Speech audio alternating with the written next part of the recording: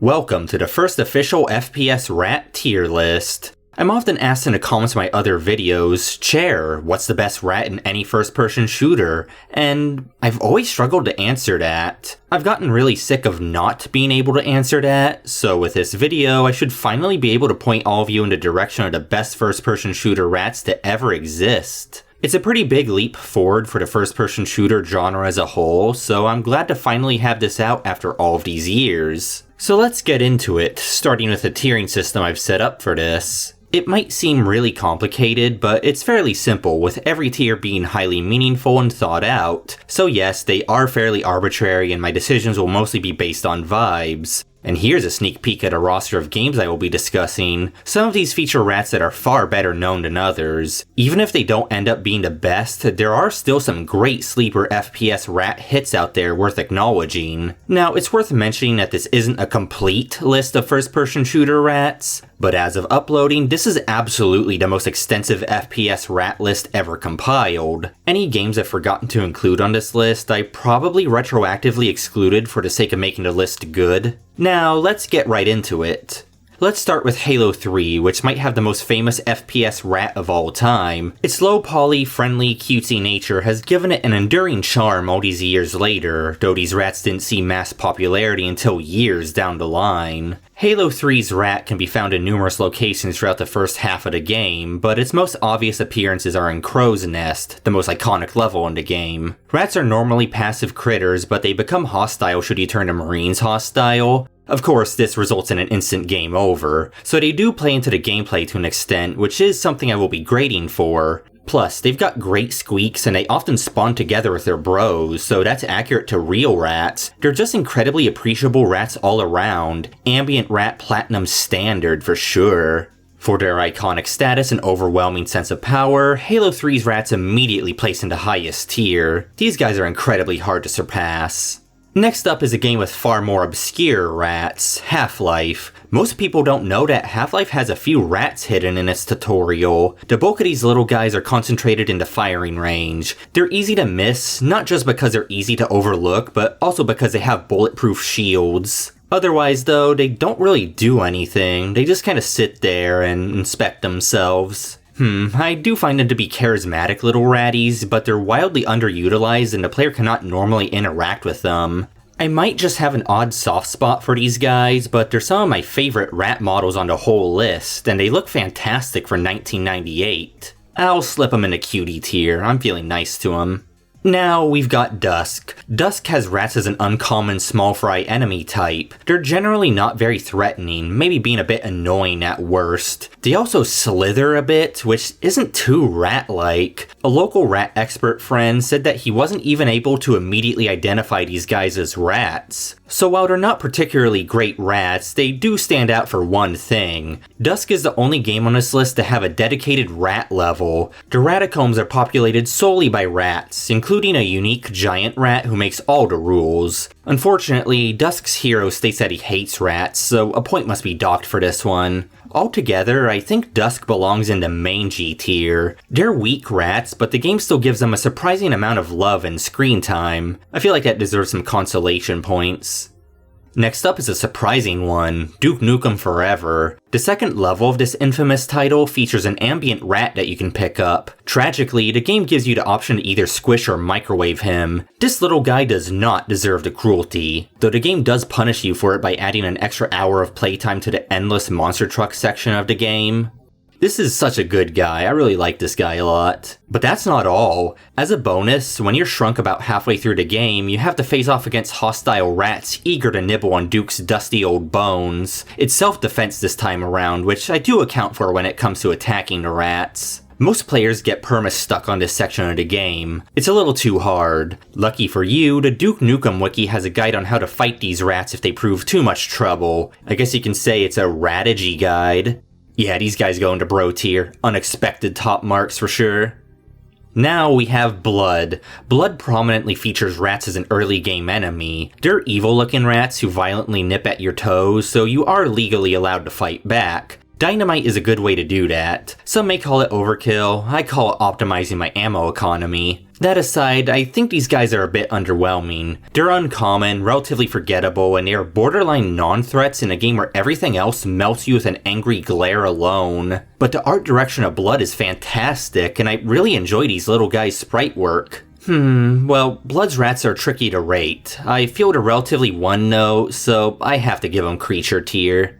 Coming up next is an underrated title, Hexen 2. Hexen 2's rats are ambient critters that briefly show up when you break certain objects. A good few breakables, especially in the early game, reveal a small horde of rats that quickly scatter. This does mean you don't get to appreciate them much, and they're pretty hard to record. However, there is sometimes a special rat in a wine cellar early on in the Portals of Pravis expansion. Instead of despawning like his brethren, he will closely follow you. I personally believe he owns the wine cellar. It just makes sense. It adds up in universe. He's an amazing little guy. His inclusion does a lot for Hexen 2, or at least Portals of Pravis. This is a tough one since the rats normally vanish so quickly and most players will not stumble upon the secret god rat. In my eyes though, these guys go into friend tier. I think it's the god rat doing a lot of heavy lifting though.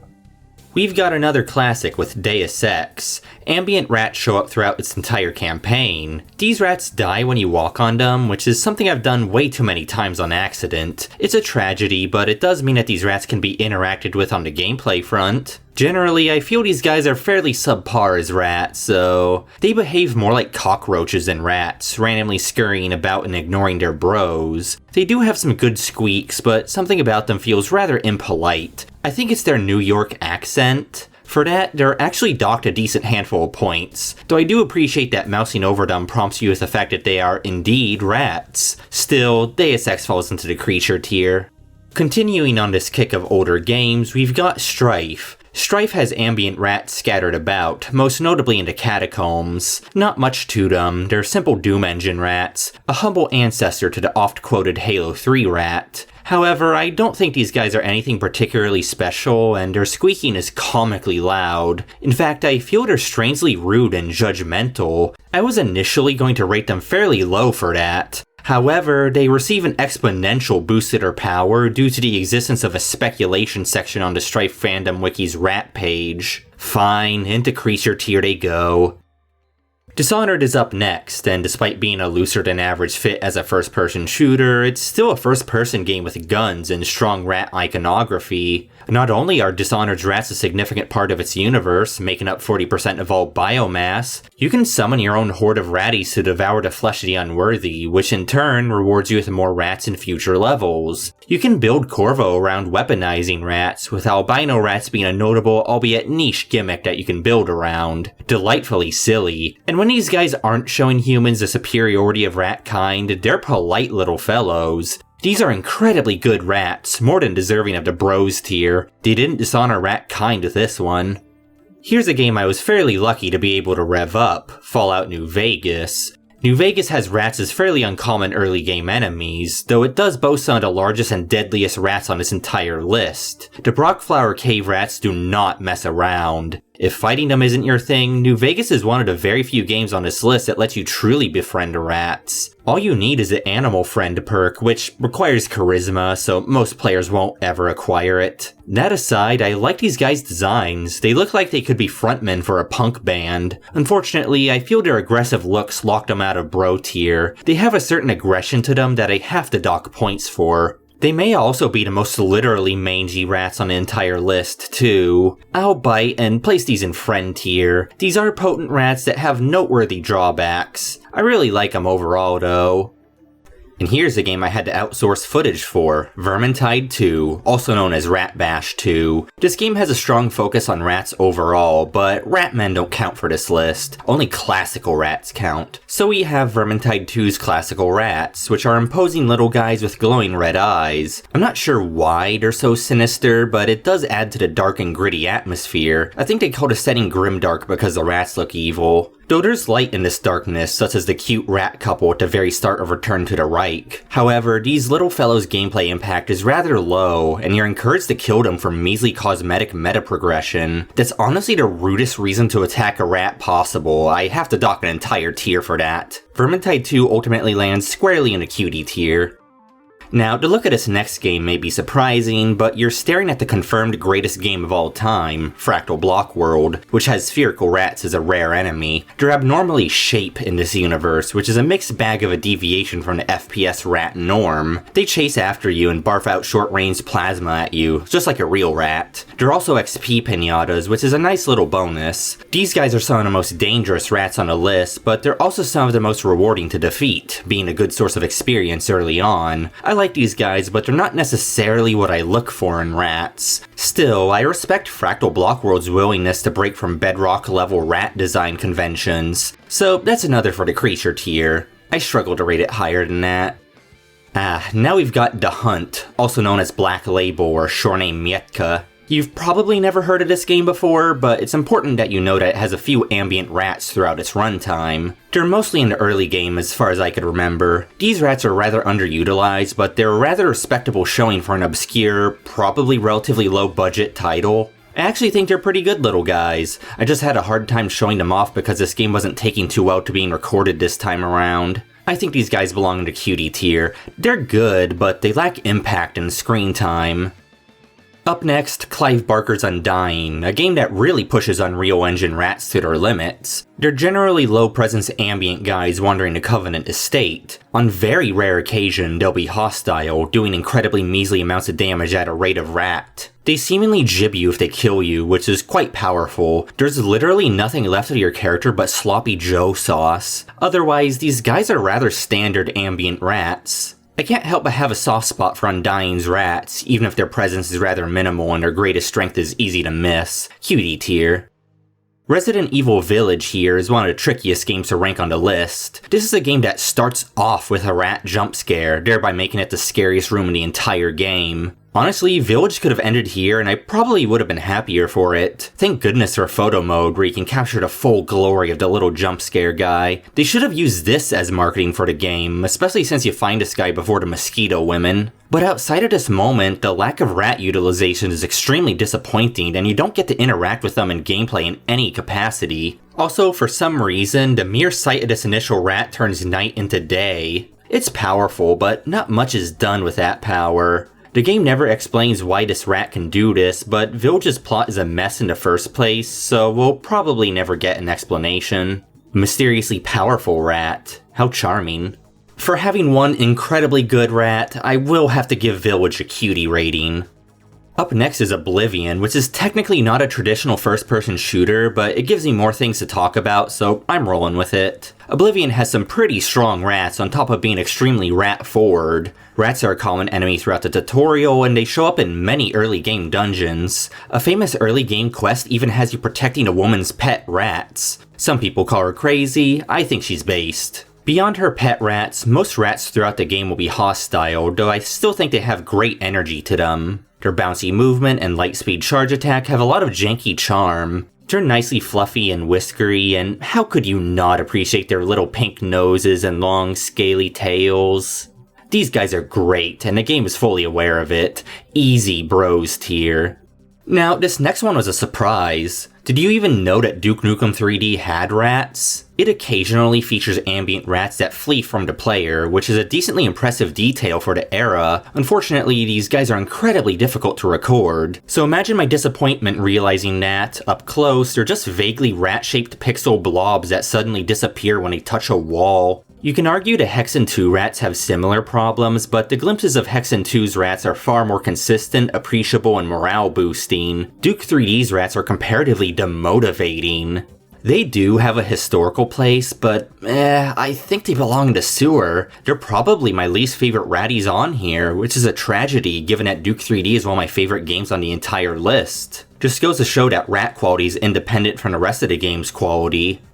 As more evidence of that philosophical concept, we can look to Witchhaven. Witchhaven has a ludicrous abundance of ambient rats, to the point where it may have the most rat screen time of any game present. I wager some levels border on a triple-digit number of rats. I have to wonder if this was hard on systems back when this game came out. These little guys glitchily scatter as you approach, but otherwise can't be interacted with. They tend to cluster up and get stuck in water, where they then turn into the squeakiest, wateriest band of all time. You can't rescue them, which is the main reason why a lot of people dislike this game. They do seem to be immortal, though it means they're in pain forever here. Honestly, I find their design in absurd numbers to be really charming. I also find them exceptionally polite, a beacon of joy in a fairly cruel game. For that, Witchhaven belongs in the cutie tier.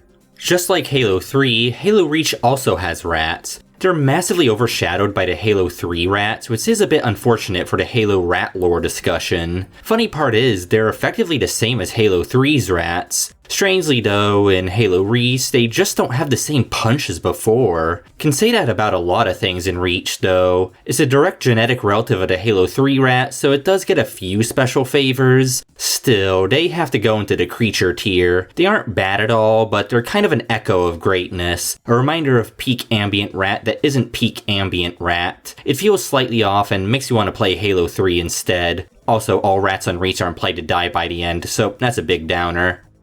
Morrowind is next. It has crossbows, so it's basically a first-person shooter. Morrowind's rats have a hard-to-describe charm to them. They're oddly goofy little guys that bounce a lot and love to chew on you, but don't let their jauntiness fool you. Rats are one of the mobs likely to gatekeep bad or otherwise low-level builds in the early game. The first Fighters Guild quest has you exterminate some hostile rats, and if you're not prepared, it's a much harder fight than you might expect. That already means they're quite powerful, but furthering that, you can buy a pet pack rat with a Tribunal expansion. I've never played around with them much, but it's a neat feature. It is funny that the pack rats seemingly match your speed. I wasn't aware of this at all, but I'm glad I know of it now. I think the only problems with Morrowind's rats are their lack of meaningful presence outside a very early game and how they can be somewhat rude at times. Anyone who has played Morrowind has statistically been rudely awoken by a hostile rat. It's a very mean thing for a rat to do. Regardless of that, I think they're still deserving of the Friends tier. I like them a lot, honestly. Next up, some of the most elusive rats on the whole list are forever condemned within the halls of condemned criminal origins. These guys are incredibly shy, to the point where getting footage of them was ridiculously hard. That's unfortunate, but it doesn't help that they also have a subtle, impolite vibe, though that does fit the character of Condemned well. Also, there's a mistimed rat jump scare at the start of this game, so that's noteworthy. The few glimpses of these rats you get are pretty good, but they're a wasted opportunity. Condemned is set in a grimy, spooky city. It's the perfect time to rat max, so it's too bad that they didn't rat max. Mangy tier. Coming up next, Fallout 4, a game that I almost forgot had rats in it in the first place. I remember these guys just before I put the final list together. It's mostly because they're enemies exclusive to the Nukem World expansion. Their presence is rather minimal, and as far as I can remember, they have no dens or dungeons dedicated to them. A bit of a tragedy. I had to console command these guys in because they are so hard to find. Beyond that, they're very mangy fellows, and I feel they lack the personality of the rats from the previous Fallouts. From the looks of it, they're mostly just reskinned mole rats, so they don't have much personality of their own. I also feel they're highly impolite, though in turn they do have a solid amount of evil rat energy, and you can temporarily pacify them if you have the right perk. Apparently these guys have a Magic the Gathering card. I've never played Magic, but it's weird to know it's basically Fortnite for middle-aged nerds. Funny enough, this makes me like Fallout 4's rats a lot less. I was thinking of rating them as mangy, but between that and the sewer tier ultimately looking a bit lonely, well, it's into the sewer they go. Poor guys, they at least tried. Now, here's a game I didn't set up for recording very well, Sin. This hit scanner hellscape gives the player an occasional break by having tiny rat enemies. They seem to generally randomly wander, but the instant they see you, they're a homing missile coming to bite ya. Not for very much damage, but they can kill you. It makes the overdramatic game over sequence pretty funny. Not too much to say about these guys beyond that. They're very 1998 FPS rat with almost every bell and whistle you'd expect that descriptor to come with. Really love the way they wiggle though. I'll put them in creature tier. Sin is overshadowed by Half-Life again. The most recent game on this list, Wizordum, is next. This is a game with a decent few evil rats to shoot at. On the surface level, these are some of the mangiest looking rats on this entire list. They're commonplace enemies here, so they're given a decent bit of love. They sure love biting you after all. Their design isn't one of my favorites, but it does have a decent sense of punch, or nibble as a rat would put it. But the thing that really sets Wizordum's rats apart is the rat mount. This is the sole game on this list that lets you control a rat, and he's a very good guy. I initially felt this game would be hard to rank, but nah, the rat mountains exceptionally stand out. Bros tier. And for the final game on the list, Elder Scrolls Daggerfall. These are the most evil and sinister looking rats of the entire lineup, with a surprising menace to them for low-level rodent-class monsters. They're like a glimpse into my dark reality. Stare into those eyes and tell me you don't see a few particularly heinous crimes in them. I have to wonder how many people have gotten build checked by the specific rat within a tutorial dungeon. This rat is a bit of a gatekeeper for the rest of the game. It's kind of funny in a way. I think I like these guys overall. They're good friend tier candidates, which is a bit ironic given how bitey they are. I think they'd make good friends anyhow.